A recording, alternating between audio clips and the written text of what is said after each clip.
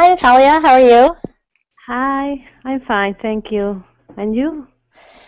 I'm doing better, feeling better, and it's a nice day, so it's in much better spirits. Okay. I am a little tired, but I'm fine. How's the weather in London? Mm, mm. It's rainy.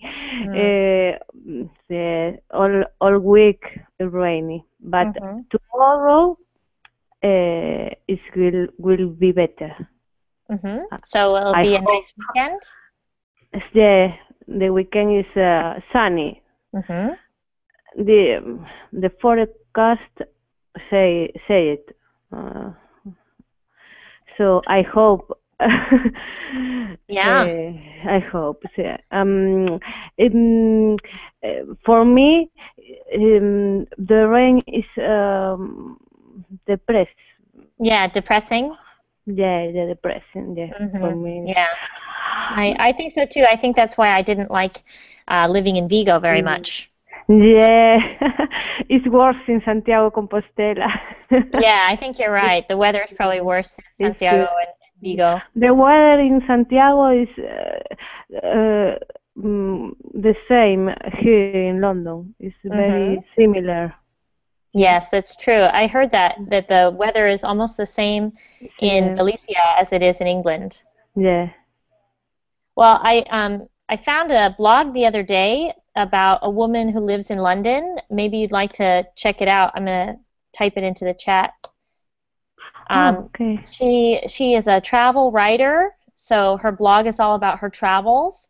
But she's Oh, an American from California, and she writes mm-hmm. about her travels and also about living in London. So she's got lots of great suggestions for things to see in London. See in London. Okay. She likes to I go to the fancy see restaurants. some places, but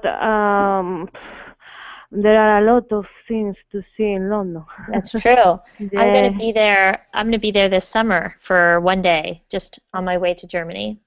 yeah. And let's see, we've got some other students here today. A new student. Is it Igor? Is that how you say your name? Yes, that's right. Pronunciation. And where are you from, Igor? I'm from Russia. Oh, okay. Well, welcome to my class. Thank you for joining us. Thank you. And we've got another new student here today. Is it Shafar? Hi, teacher. Hi, Hi. Shafar. Where are you from? I'm from Indonesia. Oh, wonderful. You're my first Indonesian student. I'm Uh, be lucky for that. Me too. Well, thanks for joining the class. And let's see, we've also got Sasha here. Hi, Sasha. How are you? Hello, hello. I'm fine, thanks. How are things in Russia? Well, just right now, I guess it's okay. And your trip planning, how's your trip planning going? I have to start from the scratch. hmm I didn't have much free time for arranging things, but I'm going to start next week. hmm That's a good idiom you just used, to start from scratch. I'm going to write that in the chat box. So for our other students, Sasha, can you explain what it means to start from scratch? I have to start from the very beginning. Exactly, yeah. So when you say you have to start from scratch, it means you haven't done any of the work yet. You have to start at the very beginning. And I think it comes from this idea of, I'm not sure where it comes from, but from scratch is this idea of taking all the pieces and making something. So I don't know where it comes from, but it's a great idiom. And since we're going to be talking about idioms today, I thought we could start with that one. So I usually give my students a few minutes to arrive to class, but I want to make sure we have plenty of time. So I'm going to share the link that we're going to use today.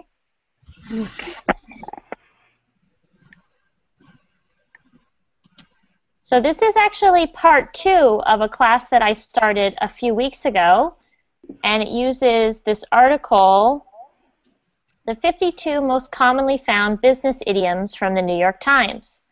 And so this is a class on idioms used in the business world.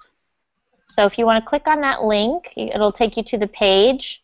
And the first 28 idioms were covered in my previous class.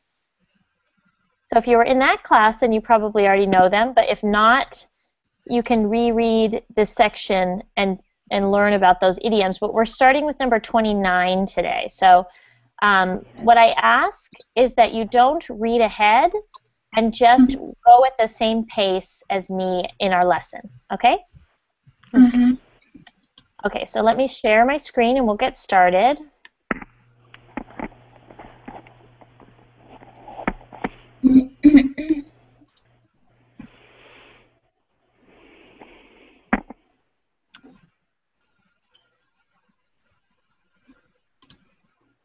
Okay, can everyone see my screen? Yeah, Good. I can see. Okay, Igor and Shafar, you can see it too? Yes, I can see it. Okay, great. And Sasha? Yeah. Wonderful. Okay, so if you want, you can, at a later time, you can look at the previous idioms, but we're going to get started with number 29. The idiom is, it says ball rolling here, but the idiom is actually to get the ball rolling. So let's pretend that it actually says to get the ball rolling. So what do you think it means to get the ball rolling? To start, maybe? It does. It means to start.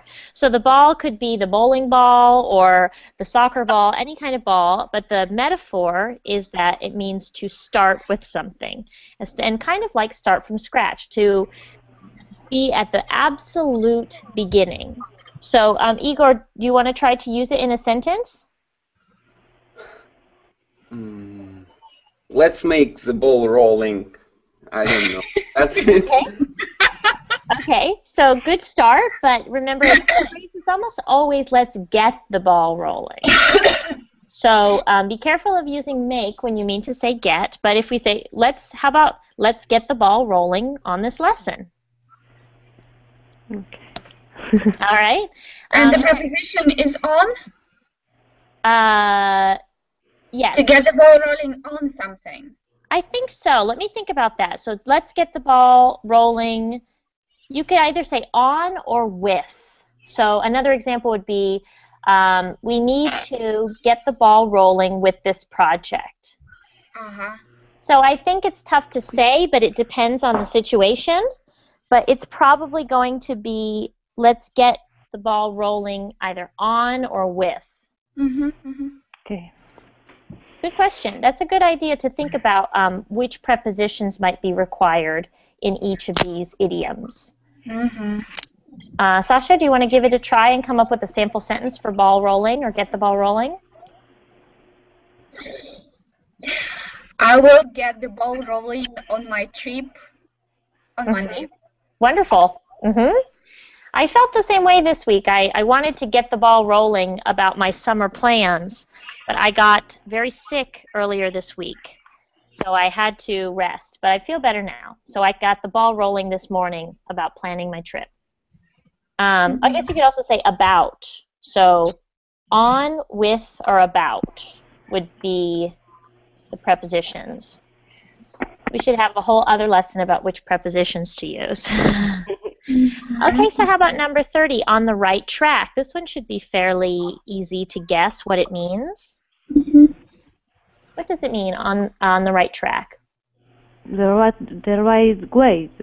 way. Exactly. Yeah, the right direction or the right way to do something. So it means basically that you're doing something right. You're doing something correctly. So if you use the sentence, this phrase in the sentence correctly, I might say, yeah, you're on the right track with these idioms. You're using them correctly. So Natalia, could you try to use that in a sample sentence? Yeah, let me think. I am. You are on the right track with the. With, sorry, with the mm, I don't know. Mm, mm, we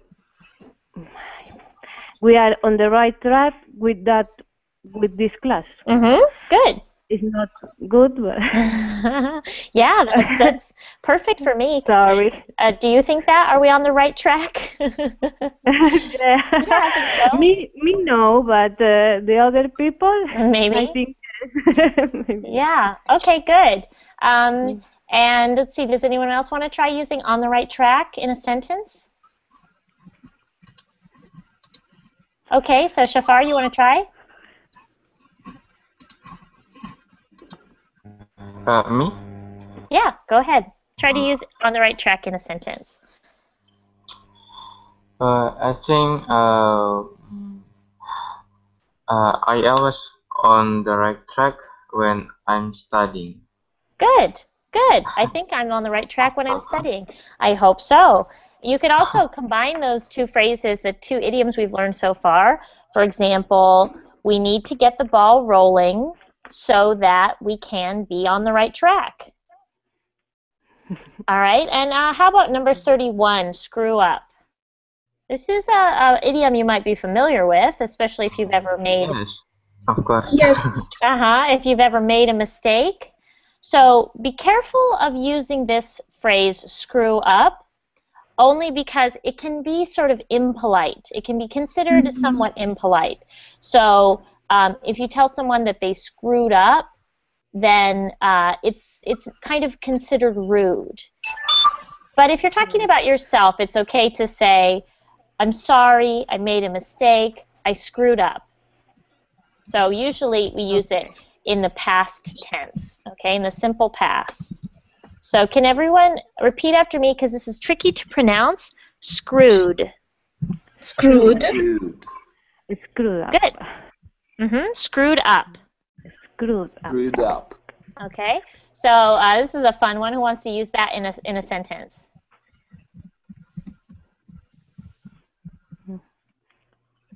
I screwed up in learning English in school. Okay, good. So maybe that means Me you too. didn't pay enough attention, or you didn't do your homework or something, and you screwed up. Good. Okay. Anyone else want to practice with screwed up? I screwed up making a pie.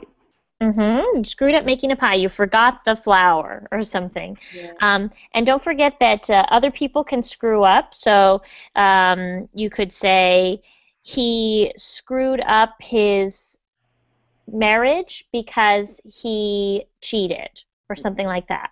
So to mess something up. And it could be, you could mess another thing up, or you could make a mistake and screw up. Okay, and then for business, we have this phrase, in the office loop, but number 32, but it's more common to just say in the loop as well. And if you're in an office, it's clear that you mean in the office loop. So what does it mean to be in the loop? I don't know. Does anyone know? Work from 8 to 6. Good guess. Good guess. Yeah, that'd be better described as the rat race. I think we covered that in the earlier lesson, so that's earlier on in this article. So to be in the loop is to know information.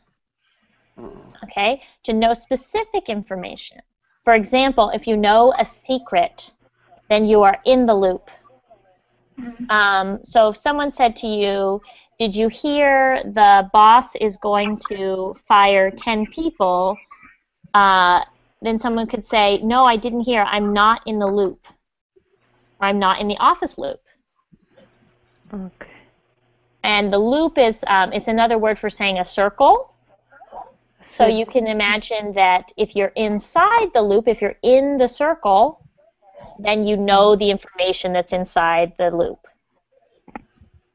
And also can mean to know a lot about what is popular. So that's when you use the phrase in the loop, it means you know a lot about music and movies and what is popular.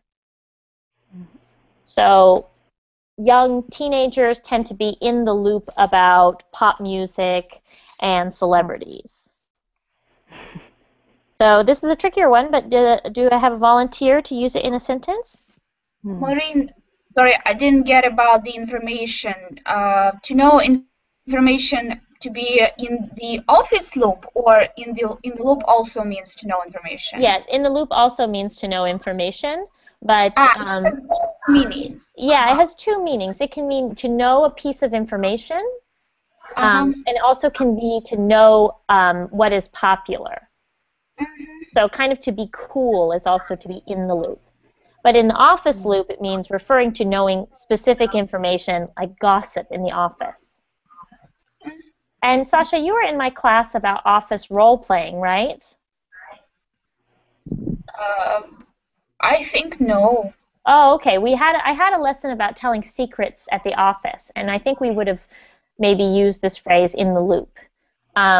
But another common expression is if if a woman is pregnant, the people who are in the loop are the people who know she's going to have a baby, the people who know that she's pregnant. So she might have told her parents and her best friend. They are in the loop. So, Sasha, why don't you try to use in the loop in a sentence, or in the office loop if you prefer.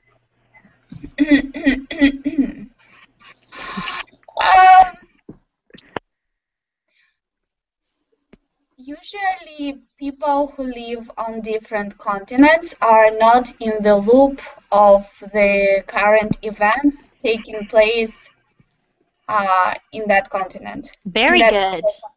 Yeah, that's a great example. Very good example. So we've got another student with us. Hi, Ilias. Are you there? He's muted. Yeah, I think his sound is off. Hi. How are you? Good. Let me share with you the link so you can check out the page. That's okay. You can turn off your video and it will help the connection to be stronger. And then you can see in the chat, I showed the link that we are using for our class today. It's the second half of the lesson on business idioms, which I think you are interested in. Okay, so number 33 is ahead of the curve. Now this is pretty similar to one that we talked about before. Can anyone guess what it means to be ahead of the curve? To be the top performer. Perfect, that's right. To be the top performer. Yeah, to be the best or to know the most information. You're the leader of the pack is another way of saying that. The leader of the pack.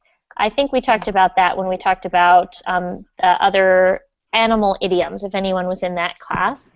Okay, so can you try to use ahead of the curve in a sentence?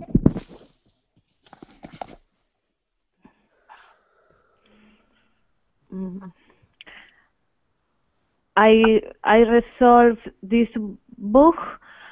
I'm ahead the curve. I'm ahead of the curve. Yeah, the curve. Curve. Better. Okay. Okay, so now we have some sample sentences in this short paragraph that are going to explain what they mean. So let's start by reading it, and I'm going to start with Natalia. Could you read the first two sentences, please? Okay. Well, it's great that you have decided to study English.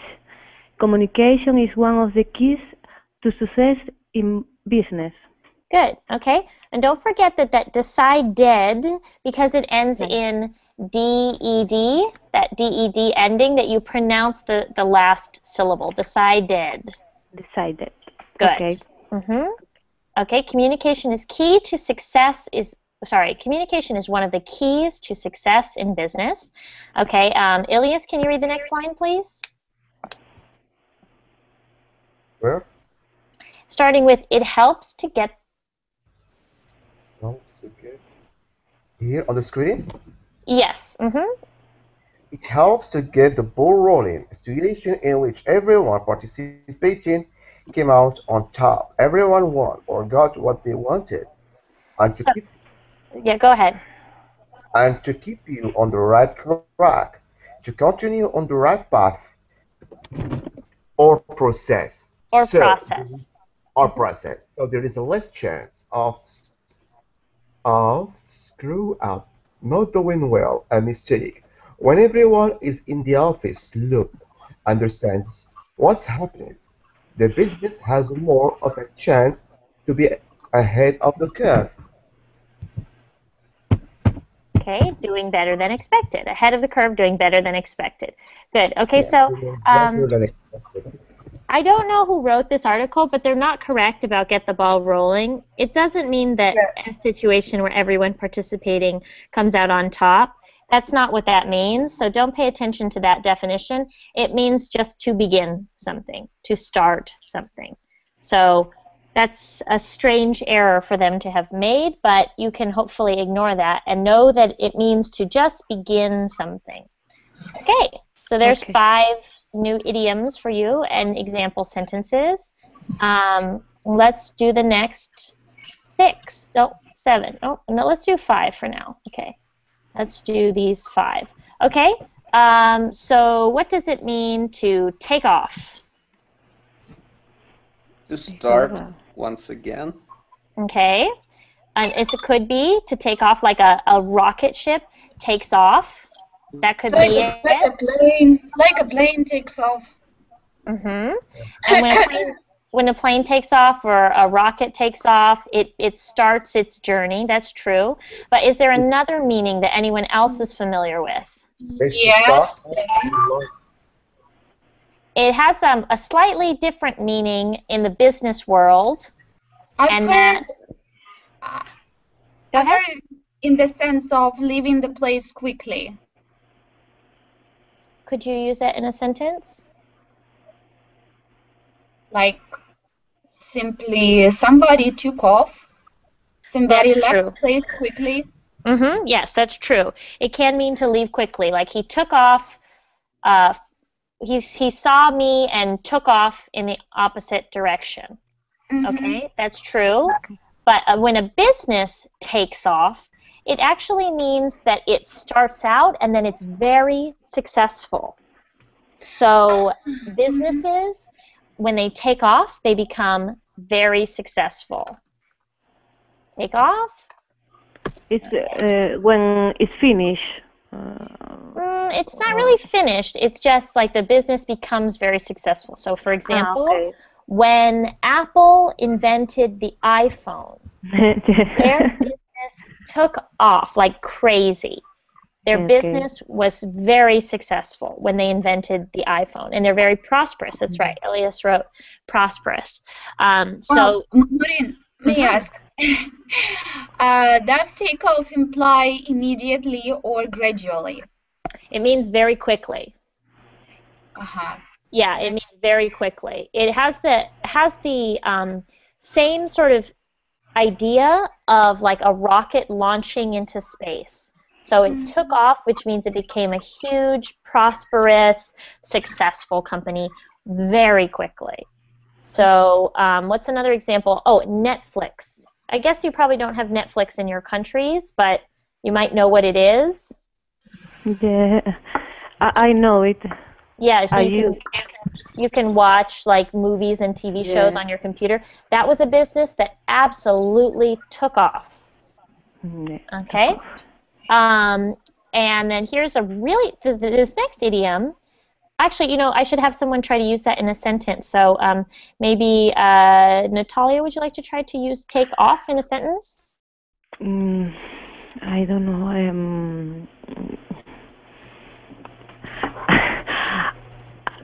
I haven't so much imagination, you know. Sure. Let me think. Let Yeah. me think.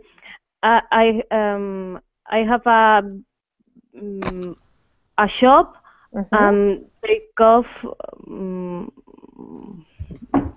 a lot. I Okay, don't know. yeah. So you could say I have a shop and you could say it's taking off, or Taking off. Okay. or it took off Took off. in the last Took month. off is present, and taking is Now, taking off is present progressive, but took okay. off would be in the past, and that's the most Okay. common way to use this phrase. It took off. Took off in the past. Yeah. Mm-hmm. Okay. Okay. I have a shop and take off a lot last week.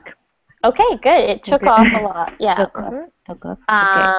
And our next idiom is a really great idiom for the business world, and it's very important. It's probably the most important one we've learned so far. So it's in the black. Does anyone know what it means to? It's actually to be in the black. Does anyone know what it means to be in the black? Yes. Okay, what does it mean, Sasha? It means that you have like having profit. Like to be in plus. Yes. Which is the opposite for to be in the red. Exactly. Okay, I'm glad you brought that up. The opposite of in the black is to be in the red, which means you owe money or you have debt. And remember that B in the word debt is silent, so it's debt. Maureen, sorry for interrupting. That's okay. Had a follow-up question. Sure. I mean, I don't know, when I have no money, like I don't have either debts or profit. I just like my pockets are empty. Is it in the black or in the red? You are at net zero. Okay, that's what they call that. That's called net zero.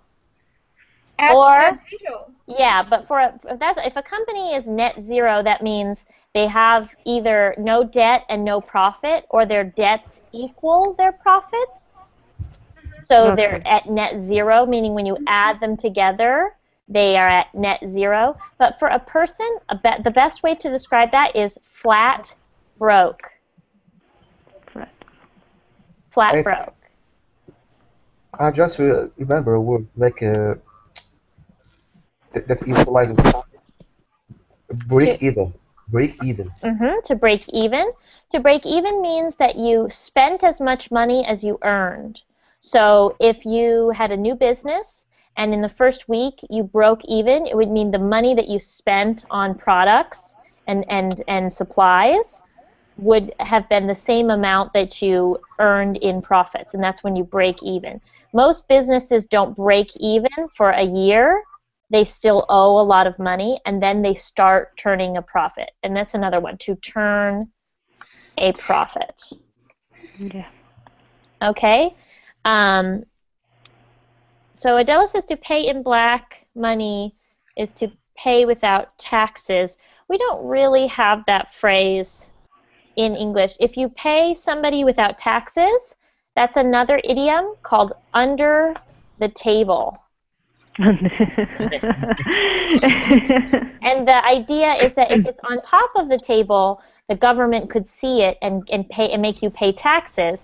So if a person is paid under the table, obviously they're not literally paid under the table, but it's this idea of them being paid without taxes, probably in cash. Yes. So if you hire someone, like for example, I live in California, yes, the same. And there are lots of people who, there's lots of people who work as day laborers. They just like to be hired for the day because they don't have citizenship, or they can't work legally. So we pay them under the table to do things like paint our houses or do our garden work, or sometimes strange things like help you move or something like that. In Spain, it's black money. Yeah. But that is not related to being in the black. In the black specifically means you have money that is a profit. You've made more money than you owe. So you want to be in the black. Okay. And Ilya says in the moonlight, and that's not the same. There is the term moonlighters, And moonlighters are people who have two jobs, one in the day and one in the night. So if I'm a teacher, but I could moonlight as a bartender, for example. Okay. I But don't do that. some moonlighters are not declared to the authority. They're not what? Are not declared. They are not declared. No, that's not true. You can be a moonlighter and still be working legally. Hmm. So being a moonlighter has nothing to do with whether or not you're paid under the table. You could, I mean, you could be a citizen and work legally, or you could not, and it doesn't matter. Just being a moonlighter only means that you work at night, and it's a second job. Okay, so we went on a tangent there, but that's okay. Okay. Can I get someone to use in the black in a sentence? To be in the black? Like, I'll give an example. After 1 year, my ice cream store was finally in the black. Okay, so maybe let's hear from Adela. We haven't heard from you yet. Hi, Adela. Hi. It's possible to use in the black um, only two for accounts in the bank too? Yes. Mm-hmm. Yes. Okay. A sentence is after I won I win the lottery. Mm-hmm. My account finally disappear the red color.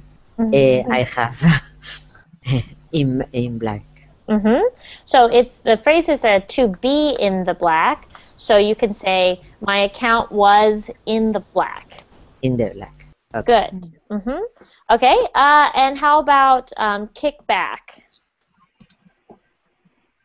Now this is actually a verb, to kick back, and this is an interesting one because it's used in many different settings. It's used in business, and it's also used amongst young people. So I'll explain the two meanings, but does anyone want to guess what it means in the business world, to kick back?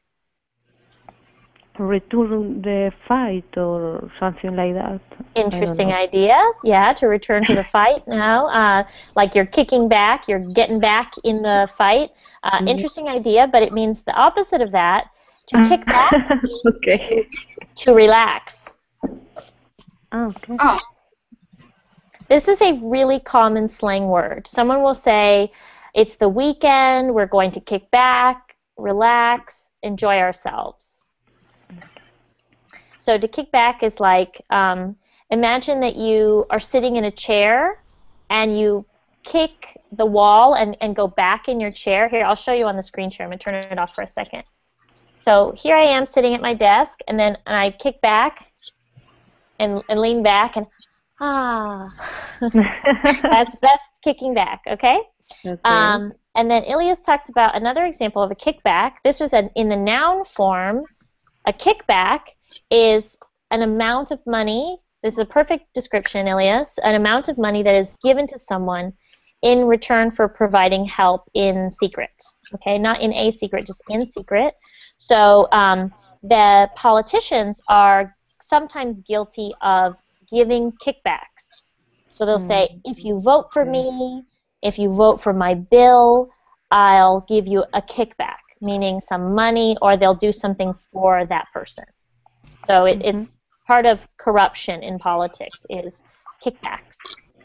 And then the third way, you made me think of a third way that it's used, is amongst young people. So young people describe a quiet party as a kickback. This is a very slang term. So if I said to my friend, oh, I heard you're having a big party, and they say, no, it's really more of a kickback, a small, quieter party with maybe 10 people instead of 100 people. Okay. That's a good one. Okay, can I get someone to use kickback in a sentence? Maybe one of the three definitions. Anyone? Elias, do you want to try using it in a sentence?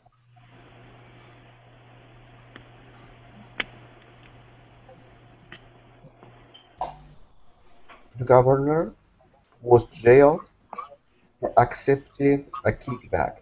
Good. The governor was jailed for accepting a kickback. Very good. Yeah, it's actually illegal for politicians to give or accept kickbacks. So there's constant monitoring to see if they are doing that. Okay, and It's possible to use them from the sportsmen to win a match or same or to lost. Is no. or is only for the treatment, special treatment? Yeah, it's not really. It's like you're saying, if someone tried to get a player to purposefully lose a game. Is that what you mean? Like to win or lose a game? Someone paying them extra to lose a game? No, that's only referred to as a bribe. Okay. A bribe is like when you pay someone to do something that helps you. But that thing has to be illegal, usually. So, I mean, it's not always illegal, and sometimes you can do things like you can bribe children with candy if you want them to be good. Like you take your child to dinner at a restaurant and you say, if you're good, I will let you eat ice cream when we get home. That's bribing a child. Bribing a child. Okay. Every parent should know this word, to bribe a child. Okay, and how about number 37, on the ball? What does it mean to be on? Maureen. Sure. Sorry, I didn't understand the difference between kickback and bribe. A kickback is the actual noun. Well, they're pretty much the same, but a kickback refers to politicians only. And bribe? Bribe could be anyone. You could bribe a football player to lose the game. Like if you said, I'll pay you $1 million if you purposefully lose the World Cup. But that's not a kickback, that's a bribe. So I cannot use a bribe in terms of politics? You can, but if you want to be even more specific, you're referring to a kickback. And a kickback is not usually money. It's usually something else. Like, let's say there are two politicians in Washington, D.C., and one says, if you vote for my new bill, if you vote for my new law, then I will vote for your new law next month. So that's a kickback. Or a car or a gift, no? Yes. Gift. Yeah. So if he says, my cousin has a car dealership, I'll get you a brand new Porsche if you vote for my bill. That's a kickback. It's also known as a bribe, though. So imagine that bribe is more general and kickback is more specific to politicians and to the things that they bribe each other with. And can a politician give a kickback to a regular citizen? Yes. Yeah, usually that's how they get stuff done, or if they want to keep something secret. So let's say a politician had an affair with his housekeeper. He would, and then someone found out, he could promise them a kickback for not selling the story to the newspaper. This has sparked a very interesting discussion. Yeah. As far as I know, there is one more meaning. Or it's when you won a contract and you should pay a part of a contract to maybe a politician who arranged you the contract. So you pay him a percent of the deal. Yes. Absolutely. Yes. Yeah, that's pretty much the same idea. Yeah, so that you pay them a part, and they're the ones who arranged it. They're the ones who got the deal together. So, is there like a Russian term for that? Is that what you're laughing Yeah, about? yeah, it's very common in Russia. Yeah, Yes, it's we have also it. very common in the United States too. Not Um, in Spain too. It's not Unfortunately, I think only it's common all over the world. That's how yeah. business and It's politics work. common in politicians. I think that's it. It's just common amongst politicians. Yeah. They try to uh, they try to really cut down on that, but it's hard to cut down on it because they can promise each other secretive things. They can promise each other money, they can promise each other gifts, and they can also promise each other their support, which is probably the trickiest thing to regulate. Yeah. Okay.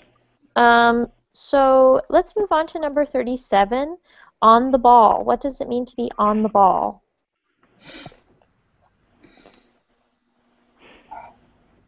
Any guesses?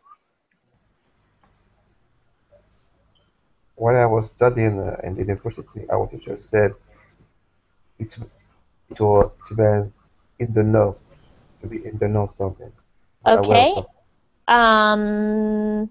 It's kind of similar to in the know. You have to be in the know to be on the ball, but on the ball actually means to be doing well with something, or to be yeah, it's on. I guess it does mean to be like aware of something, but I think from my perspective, to be on the ball means to be doing something correctly. Like we already talked about on the right track. On the ball means the same thing. Okay, so let's skip that one for now and go to number 38, shooting the breeze. This is one of my favorite idioms for the office. Shooting the breeze. This is a strange sounding idiom, but it's a very simple meaning. Yes. What does it mean? It's to talk about things which are not essential, about some talking about the weather, football match, so things Yes. which, yeah, So do it's not touch you shooting the first. breeze. Talking about things that aren't that important, just casual talking. And we also have this great phrase, casual chit-chat. Chit-chat, talking about, relaxed conversation. Shooting the breeze just means they're not covering anything important. That was a good description. Is it positive or negative? What kind of connotation? Positive, yeah. It's positive because it means you feel relaxed with this person. So if you are talking to someone that doesn't make you feel relaxed, you can call it small talk, all one word, like that. Like when you are with someone you don't know very well and you say, "Oh, how's it going? This weather is kind of strange, huh?" You know, that's small talk and it's a little awkward. But shooting the breeze means that you're very comfortable around this person, so you can just talk to them about anything and nothing all at the same time. Good question, though, Igor. Do you want to try to use shooting the breeze in a sentence?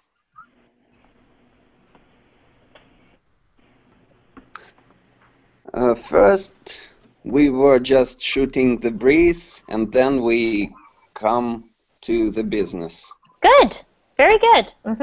So first we were just shooting the breeze, and then you could say we, instead of come to the business, you could say then we get to the business, or we got to the business. Got down to that's another good phrase. Got down to business. Start. Okay, I'm going to scroll down a little bit. A few more of these. Number 39, to stay on your toes. What does that mean, to stay on your toes?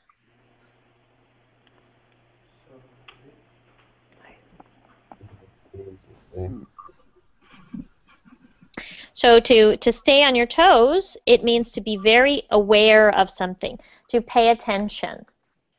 So When you stay on your toes, you are not distracted. You are paying attention and you're being careful. Stay on your toes. They say things like when you go to a foreign country and you're in a tourist place, to stay on your toes and watch out for thieves. So be careful and pay attention. Yeah, to be focused. Okay. So let's see. Who can we get to do a sample sentence? Maybe Adela. You want to give it a shot? Stay on your toes. I try. In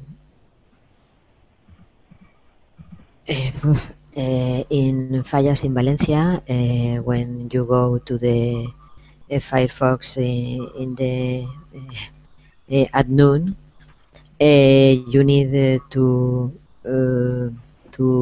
sorry is to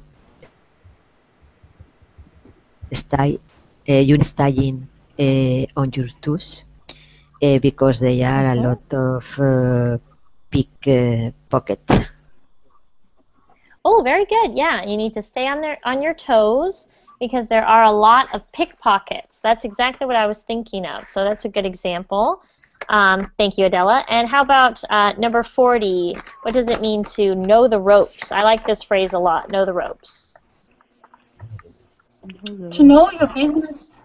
Yeah, basically to know the ropes in the business world means to know your business, but also to know the ropes can be used in any situation to mean to understand how to do something or to know how to do something. So when you're new to a job, you don't know the ropes, and when you have been working there for a long time, you know the ropes. You know how to do everything. Or to learn the ropes. Yeah, on your first days, you are learning the ropes. So if someone says, "How's your new job?" you can say, "Oh, I'm learning the ropes." Okay. Okay. Let's see, who wants to use that in a sample sentence? Maybe Ilias, can you try to use that in a sample?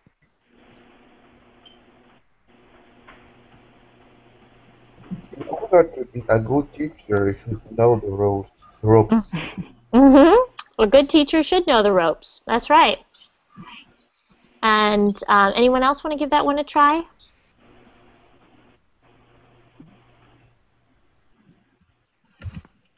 If you know the ropes, you could be confident in presentation.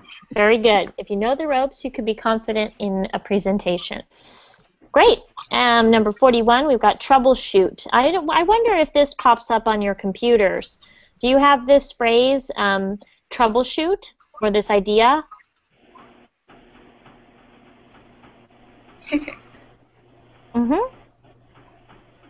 So to troubleshoot means to look around for the problem to try and solve the problem. So oftentimes on our computers, it'll say there was a problem, and then it'll say troubleshoot. So you click on it, and the computer will search for the problem to solve it. Maureen, may I ask? Is there a significant difference between issue and problem? Good question. I would say no, but problem is probably more general. An issue, it's also used to talk about problems in society a bit more. For example, there are issues like women's issues and human rights issues, and that's just it's kind of a more formal or academic way of saying problems. I would probably say issues is slightly more formal, but truth be told, there really isn't much of a difference between issues and problems. Good question, though. It's very interesting for me as an English teacher when students ask me these questions and I have to think very hard about my own language and think, what is the difference between issues and problems? You do example, not usually solve issues. Yeah, I know. This is called collocation. That's why we solve problems. for Yeah. example, there are some pending issues like, for example, there are some pending issues like unemployment. You know, the thing that made me think about is that the one difference that I can think of is that you solve problems, but we actually more commonly resolve issues. Yeah. So we don't say solve issues, we say resolve issues. So, Collocation. I I had trouble. This is same, no? Trouble. a trouble or problem. Problem is more commonly said than trouble.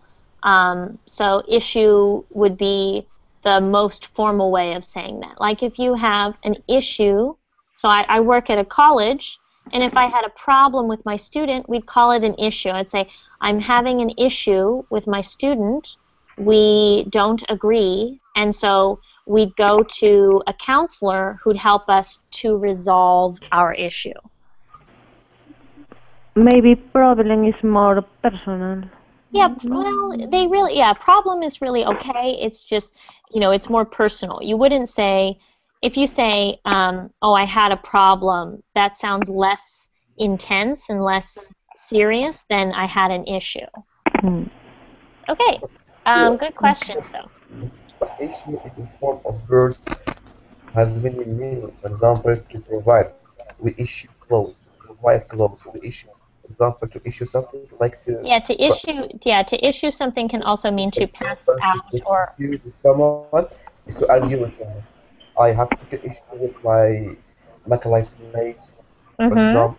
Yeah. So that was the same idea as in my example. So if you take an issue with someone, I took issue with my student, and now we have to resolve our issues. Okay? You can also use it in that way.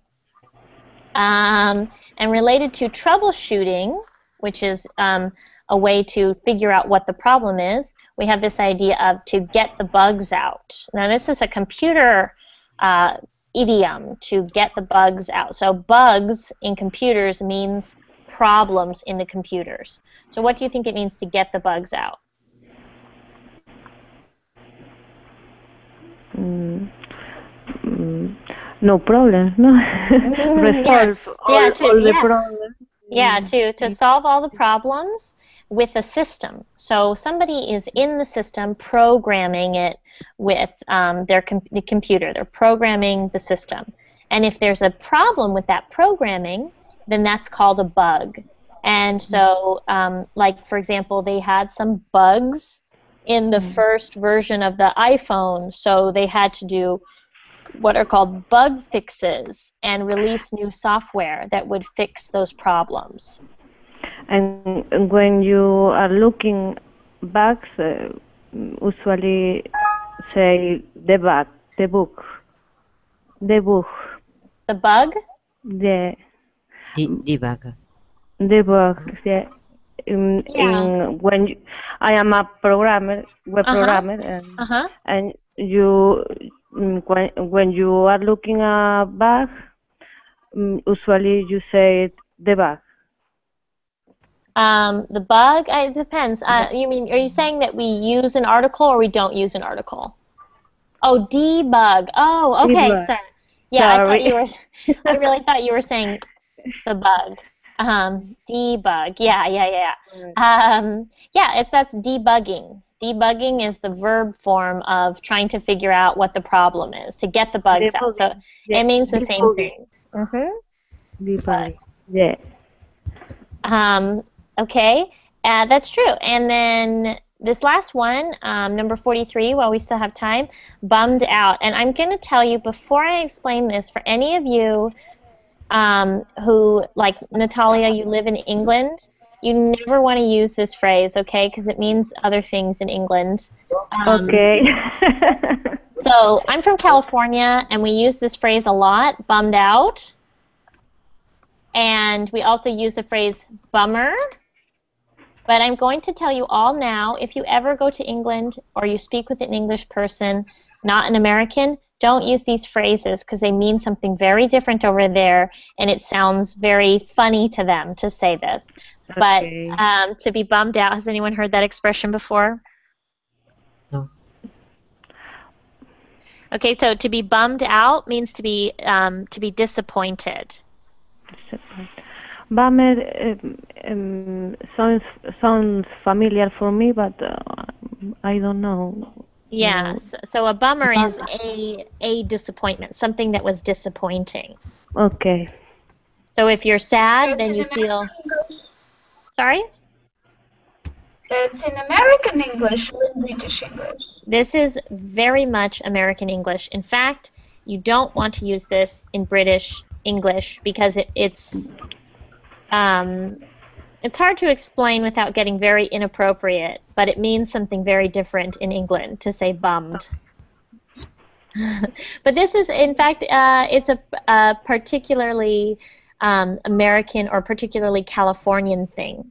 So if you want to sound like you're from California and you live somewhere like you moved to the United States, you can say that, I wish I liked the movie, but it was a total bummer. I was very disappointed.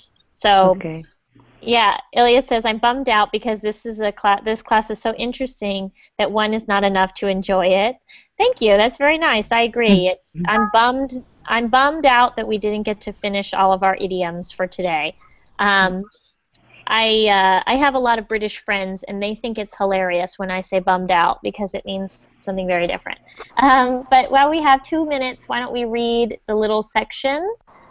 So let's each take turns, and I'll start with Natalia. If you could just read the first sentence, Ilias will Okay. read the second sentence, Igor will read the third sentence, and so on, okay? Okay. When your business begins to take off, move ahead and do well, and get in the black, become profitable, profitable, opposed to being in the rest. You can kick back, rest, and enjoy your time a little. Okay, Ilias, the second sentence, please.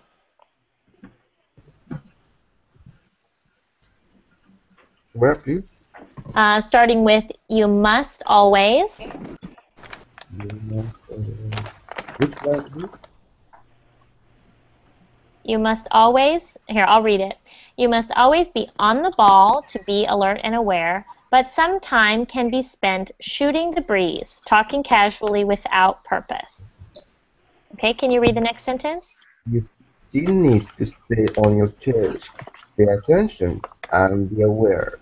But having a little less pressure and a little more freedom will remind you why you got in the business in the first place. Okay, Igor? You'll know the ropes, have knowledge of, and be able to troubleshoot, solve problems with confidence to get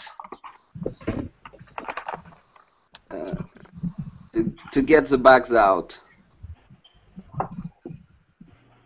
Okay. I can't see the screen because I see Alexandra. Oh. Instead. Okay, click on my name. Click on my name. Just tell something, and the screen will appear. Okay, so I just have to say something, and the screen will appear. Yeah, did that work? That's fine. Yeah. So with confidence to get the bugs out, then I have the bug on my screen. Okay, I'll read the rest so we are running out of time. Find the mistakes or prevent problems, and not get so bummed out, tired, or stressed out. Bummed out really doesn't mean that. I don't know who wrote this. This person doesn't know English, but it means to be disappointed, or as Adela said, discouraged. When you can say that, if you really want to sound like a Californian, you can say that something was a bummer. But again, don't say it to a British person because they will laugh at you. Okay. So there's a few more idioms in this page. I wish I had time to go over them, but send me a message if you have any questions about the meanings. and you can read over those at your own time. But I've got another class that I've got to hop over to. So hopefully I will see you all in a future class. Teacher, when is your Okay. next this class Next business class? or idioms class? Idioms class. Probably sometime next week. I might Next try week? to, yeah, I'll Too try much. to plan one for Wednesday or Thursday next week. Can you do it earlier than next No, week? I only have a few classes next week because my schedule is changing a bit. But send me a message about your preferred times and days, and I'll see what I can do, okay? Okay, thank you so much for your help. You're welcome. Take care. See Thank you. you. Bye. Bye.